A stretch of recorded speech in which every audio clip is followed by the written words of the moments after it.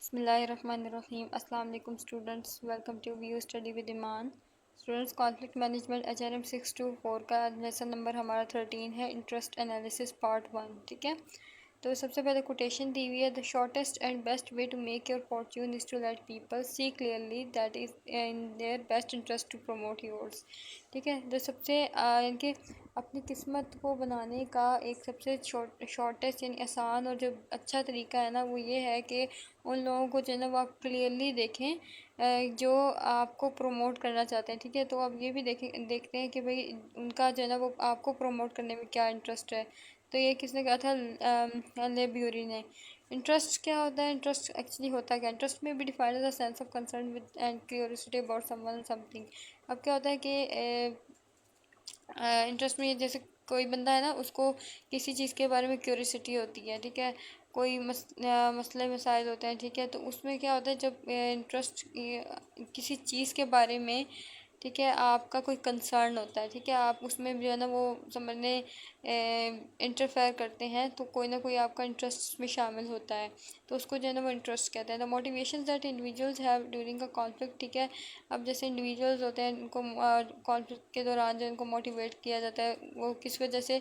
जैसे उनकी positions demands होती हैं। ठीक है, एस्पायरेशंस, उसके अलावा जो है कोई ना कोई जो लोग होते हैं उनका कोई ना कोई इंटरेस्ट होता है। ठीक है, उसमें, या फिर जो एक इंडिविजुअल है उसका कोई ना कोई इंटरेस्ट होता है। ठीक है, कुछ उसूल होते हैं, कुछ इक़दार होती है, कुछ इसकी बेसिक नीड्स होती हैं जो कि इस इंटरेस्ट में ही डिस्क्राइब की जाती हैं। उसके बाद इंटरेस्ट एनालिसिस। इंटरेस्ट एनालिसिस क्या होता है? इंटरेस्ट एनालिसिस पर have the most critical step in the conflict diagnosis process. कि जो इंटरेस्ट एनालिसिस है ना, यानी इंटरेस्ट के किस बंदे का जो है ना मुफाद है किस चीज़ के बारे में। ठीक है, उसका क्या कंसर्न है, ठीक है, क्या इंटरेस्ट है। ठीक है, उसको एनालाइज करना जो है ना वो सबसे ज़्यादा मुश्किल जो है वो स्टेप होता है कॉन्फ्लिक्ट डायग्नोसिस के प्रोसेस में। Systematic exploration of a conflict participants interest is called interest analysis. अब जैसे कि हम देखते हैं कि जो कॉन्फ्लिक्ट में पार्टिसिपेंट्स होते हैं। ठीक है, अब जिन्होंने पार्टिसिपेट किया हुआ होता है, इनकी जो उसमें शामिल होते हैं कॉन्फ्लिक्ट में। ठीक है, तो उसमें भी हम लोग देखते हैं कि उनका क्या इंटरेस्ट है, उसको क्या कहते हैं? Interest analysis. यानी उसके जो तज्जिया हम करते हैं ना कि उनका क्या इंटरेस्ट है इसमें, उसको कहते हैं interest analysis.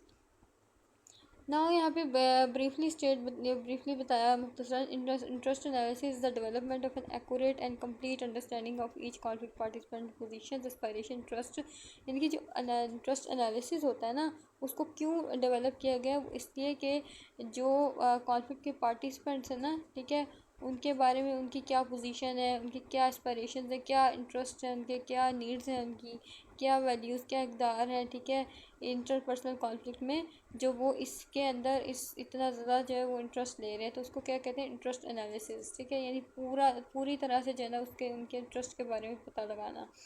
Interest analysis includes an explanation of all the underlying interest. ठीक है, जिनके जो इंटरेस्ट एनालिसिस होता है ना, उसमें तकरीबन जितनी भी इंटरेस्ट होती है ना इसमें, जैसे नीड्स, वैल्यूज़, ठीक है, और तो वो उन सब चीज़ों के बारे में पता लगाना होता है कि क्या क्या अगले बंदे का इंटरेस्ट क्या है, जो पार्टिसिपेंट है उसका क्या इंटरेस्ट है इसके अंदर। ठीक है, as well as an exploration of how all link together and are organise. फिर इसमें यह भी होता है कि वो लोग किस तरह से एक दूसरे के साथ जुड़े हैं, किस तरह से उनका लिंक हुआ है, और उन्हें किस तरह से उनको पहचाना जाएगा। ठीक है, an effective interest analysis can mean the difference between ग्रजिंग settlement and real satisfaction.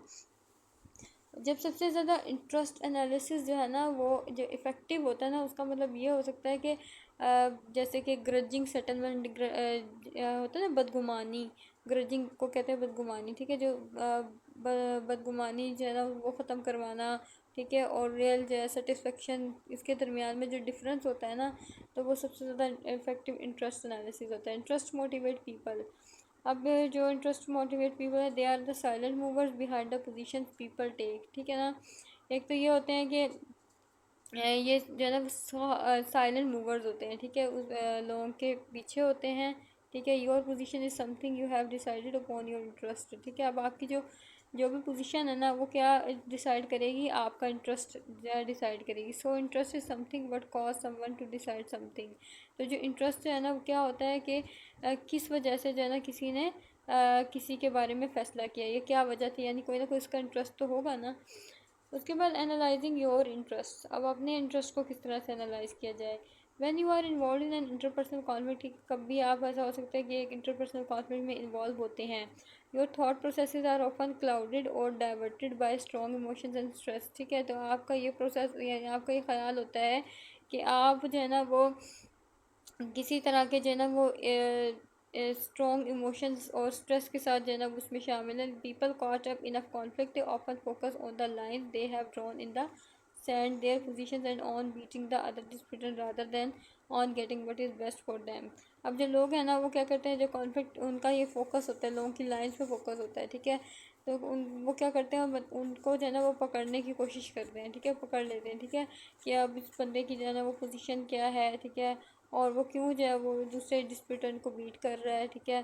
तो क्या चीज़ है ना वो उसके लिए बेस्ट है, ये आपके लिए बेस्ट है, ठीक है, जो आप ये इसके अंदर जो है वो इतना इंटरेस्ट ले रहे हैं। Analysing your interest also allows you to develop flexibility in your bargaining position, ठीक है। जब आपका अपना जो इंटरेस्ट एनालाइज करेंगे ना, तो उससे क्या होगा कि जो आपकी बार्गेनिंग पोजीशन है ना वो क्या होगा, उसमें फ्लेक्सिबिलिटी डेवलप होगी, so that you can find better ways of attending an agreement. तो फिर आपको क्या करना चाहिए कि कोई भी एग्रीमेंट अटेंड करने के लिए बेटर वेज का जो है ना वो इंतखाब करना होगा, ठीक है। In most negotiated agreement, the devil is in the details. Failing to make effective arrangements for delivery, payment, and so forth can make the difference between a good sale and a very bad one. अब देखें ना, एक ऐसा ऐसा होता है ना कि आप ज़ाहिर बात है बहुत सारी चीज़ों में क्या होता है, इंसान का अपना कोई ना कोई इंटरेस्ट शामिल होता है, इसी वजह से ऐसा हो रहा होता है। अब जैसे चीज़ें सेल्स हो रही हैं, ठीक है, सेल में भी, सेल करने में भी, ठीक है। और लेकिन क्या होता है, लोग जो है ना वो ये भी सोचना शुरू हो जाते हैं कि भाई इसका कोई ना कोई इंटरेस्ट है जो इस तरह से वो ये काम कर रहा है। तो उससे क्या होता है कि लोगों को जो है ना मज़ीद बेहतर से बेहतर जो है ना वो तरीके आजमाने होते हैं, या तरीके जो है ना वो इस्तेमाल करने होते हैं, जिससे जो है ना वो उनकी फ्लेक्सिबिलिटी ज़ाहिर हो। उसके बाद है पोजिशनल बारगेनिंग। वो क्या होता है, process of negotiation that involve each disputant taking successfully more moderate positions in hopes that eventually a compromise will result in is described as positional bargaining.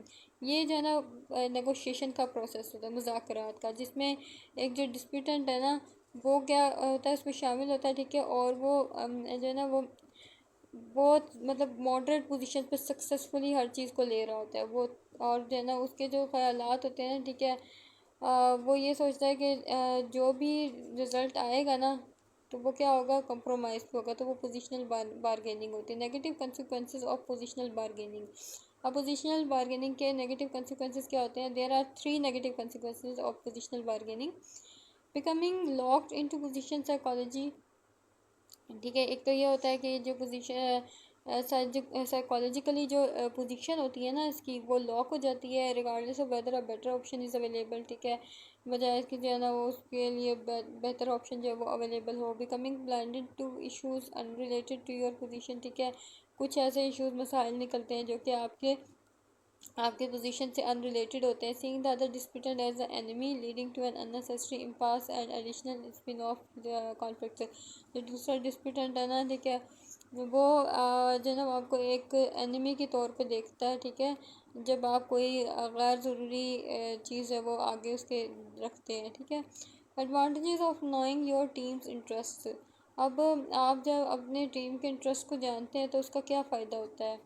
एक तो gain a clear understanding of your goals, ठीक है। एक तो ये बात है कि आप जो ना आपके जो गोल्स हैं ना उससे आप क्लियरली अंडरस्टैंड कर रहे किए हुए होते हैं, ठीक है। Clarify what interest would be best met in resolving this conflict, फिर ये भी आपको क्लैरिटी हो जाती है कि क्या कौन सा जो इंटरेस्ट है ना वो बेस्ट होगा, ठीक है, इस कॉन्फ्लिक्ट को रिजॉल्व करवाने के लिए। And what interest would be better met elsewhere, ठीक है, और कहीं पे भी जो है ना कौन सा इंटरेस्ट जो है वो इस्तेमाल होगा और बेहतर होगा। डेवलप फ्लेक्सिबिलिटी इन बारगेनिंग, ठीक है, इससे क्या होगा कि बारगेनिंग में जो फ्लेक्सिबिलिटी होगी, ठीक है, सौदाबाजी में, so that a good settlement is more attainable. तो इसमें क्या होगा कि अच्छी सेटलमेंट होगी और जो कि बहुत ज़्यादा अटेनेबल हो गया। Avoid the problems of positional bargaining, ठीक है, एक तो ये कि जो पोजिशनल बार्गेनिंग की प्रॉब्लम्स है ना उनको अवॉइड किया जाए। Finally positional bargaining makes enemies. अब जो पोजिशनल बार्गेनिंग है ना वो क्या कहते हैं, एनिमीज़ बनाती है। Purpose of interest analysis, interest analysis का मकसद क्या है? Here are some of the purpose of interest analysis बताए हुए कुछ मकसद। It promotes clear thinking and prevents inappropriate decision making resulting from emotional arousal and stress. अब इसका क्या मतलब होता है मकसद? एक तो ये है कि इससे किसी भी चीज़ के बारे में, किसी शख्स के बारे में जो है ना वो आपको क्लियरली पता चलता है, ठीक है। और जो कुछ मतलब इनअप्रोप्रिएट डिसीजन मेकिंग की जा रही होती है ना, उससे बचा जा सकता है इससे, ठीक है। और मज़ीद स्ट्रेस से, इमोशन से जो है ना वो दूर, यानी कि समझ लें कि आप दूर रहते हैं। It helps clarify what one wants and needs, ठीक है। तो ये भी आपको क्लैरिफाई करने में हेल्प करती है कि आपकी वांट्स क्या है, आपकी नीड्स क्या है। And help the user rank interest in relation to one another, ठीक है। और जो यूज़र है ना उसकी हेल्प करती है, ठीक है, एक दूसरे के साथ जो वो इंटरेस्ट के जो है ना वो रिलेशन कायम करने में। It helps user visualise and recognise alternate ways to meet goals, ठीक है। एक तो ये है कि जो यूज़र है ना ये उसकी काफ़ी ज़्यादा हेल्प करती है किसी भी जो गोल्स है ना, कोई भी अच्छे गोल यानी वेज, यानी कि समझ लें कि गुड वेज जो है ना वो रिकोगनाइज करने में हेल्प करती है गोल्स के लिए। It creates greater flexibility in coming to settlement, ठीक है। एक तो ये आता है इसमें सेटलमेंट करने के लिए जो है वो ग्रेटर फ्लेक्सिबिलिटी क्रिएट करती है। It ensures user is not diverted by details hot emotion heat of the moment and so on. और ये भी इंश्योर करवाती है कि जो यूज़र है ना, ठीक है, उसको जो है वो ज़्यादा डिटेल्स जो है ना वो नहीं चाहिए, ठीक है। और उसकी जो इमोशंस है ना वो समझने के हॉट होते हैं, हीट ऑफ द मोमेंट, ठीक है। और उस टाइम जो एक लम्हा है ना वो समझने गर्मजोशी का लम्हा होता है। So on ensure the user does not miss N optimal resolution, फिर ये भी ये इंश्योर करवाते हैं कि जो यूज़र है ना अब वो ऑप्टिमल रेजोल्यूशन को जो मिस नहीं करता। It enables user to evaluate whether some interest could be met outside the conflict. और ये भी इसमें होता है कि जो इससे क्या होता है, यूज़र जो है ना वो कुछ इंटरेस्ट को जो है वो इवेल्यूएट कर लेता है, कर सकता है, ठीक है, जो कि कॉन्फ्लिक्ट से बाहर होता है। Analysing the other disputants interest.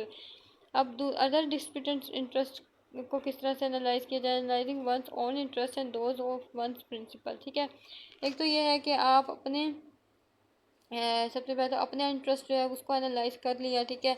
फिर अब आपने जो है ना वो अगले बंदे के जो इंटरेस्ट है ना उसको एनालाइज करना है, ठीक है, उसके क्या उसूल है। It is also important to analyze the interest of the other disputant, ठीक है। ये यानी कि ये वही बात आ गई कि दूसरा जो है ना, जो दूसरा डिस्प्यूटेंट है उसको जो है ना उसका इंटरेस्ट भी आपको एनालाइज करना होगा। Here are some of the important points regarding analysis of other disputant interest. यहाँ पे कुछ जो है ना वो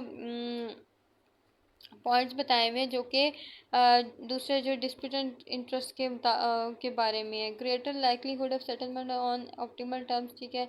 एक तो ये होता है कि